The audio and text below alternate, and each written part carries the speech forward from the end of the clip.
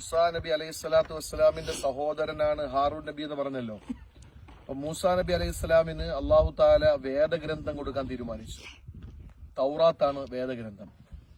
അപ്പൊ അത് വാങ്ങുന്നതിന് വേണ്ടിയിട്ട് അള്ളാഹു താല അതിന് മുമ്പ് 40 ദിവസത്തെ വ്രതം അള്ളാഹു താല നിയമമാക്കി. അങ്ങനെ അതെല്ലാം കഴിഞ്ഞിട്ട് മൂസാ നബി ഇവിടെ തൂര് സീനയിൽ നമ്മൾ കണ്ട ഭാഗത്ത് വേദഗ്രന്ഥം വാങ്ങാൻ വേണ്ടി വന്നു. വരുന്ന സന്ദർഭത്തിൽ ഹാറൂൻ നബിയെയാണ് സമുദായത്തെ ഏൽപ്പിച്ചത്. ഒരു നായകനാണല്ലോ. അപ്പോ കൊട്ടാരത്തിൽ പ്രസംഗിക്കാൻ പോകാനും ഹാറൂൻ നബിയെ കൂടെ ചോദിച്ചു. അള്ളാഹു താല കൂടെ കൊടുത്തു. ആ ഹാറൂൻ നബിയെ ജനങ്ങളെല്ലാം കൂടെ ഏൽപ്പിച്ചിട്ട് നേരെ മൂസാ അലൈഹിസ്സലാം പോയി. മൂസാ അലൈഹിസ്സലാം പോയി വേദഗ്രന്ഥമായിട്ടൊക്കെ തിരിച്ചു വരുമ്പോഴെല്ലാം കീഴ്മേൽ മറിഞ്ഞു. കാരണം സാമിരി എന്ന് പറയുന്നയാള് പശുക്കുട്ടിയെ ഉണ്ടാക്കി ആരാധിക്കാൻ തുടങ്ങി. ഹാറൂൻ നബി അലൈഹിസ്സലാമിന്റെ കയ്യിൽ നിന്നില്ല. അങ്ങനെ ആ പശുക്കുട്ടിയെ ഉണ്ടാക്കി. അതാണ് അവിടെ എഴുതി വെച്ചിരിക്കുന്നത്, അൽ-ഇജ്ലു ദഹബി.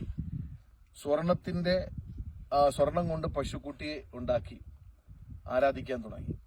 അങ്ങനെ ആരാധിച്ച് മൂസാ അലൈഹി സ്വലാം വന്നോടനെ ഹാറൂൻ നബിയുടെ ദേഷ്യം വന്നിട്ട്, മൂസാ നബിയുടെ പ്രകൃതി അങ്ങനെയാണ്.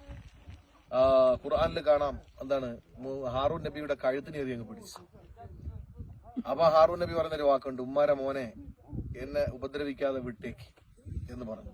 ഉമ്മാടെ മോനെ എന്ന് വിളിക്കാൻ കാരണം ആ ഒരു സഹതാപം ഉണ്ടാകുന്നത് നമ്മളൊരു ഉമ്മാടെ മക്കളല്ലേ എന്ന് ചോദിക്കുമ്പോഴാണ്.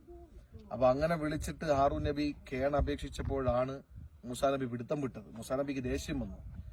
ആ ഉണ്ടാക്കിയ സ്ഥലമാണിതെന്ന് പറയപ്പെടുന്നു. പശുക്കുട്ടി ഉണ്ടാക്കിയ സ്ഥലമാണെന്ന് പറയപ്പെടുന്നുണ്ട്. അതിനൊരു രൂപം അവിടെ ആണ്ട് ആ പാറയിൽ കാണാൻ കഴിയുന്നു. അവിടെ പശുവിന്റെ ഒരു കോലത്തിൽ കണ്ണ്, തല, അതുപോലെ തന്നെ കാല് ആ പാറയിൽ നമുക്ക് കാണാൻ കഴിയുന്നില്ലേ? കണ്ടില്ലേ? അതാണ് എന്ന് പറയപ്പെടുന്നു. ഏതായിരുന്നാലും ഈ ഭാഗത്താണ് അത് ഉണ്ടായതും. പശുക്കുട്ടി ഉണ്ടാക്കിയത് ഖുർആൻ നസ്സായി വളരെ വ്യക്തമായി പറഞ്ഞ കാര്യമാണ്. ഇതെല്ലാം വിശുദ്ധ ഖുർആനിന്റെ ഒരു സന്ദേശവും ആയാത്തും ദൃഷ്ടാന്തവും ഒക്കെയാണ്.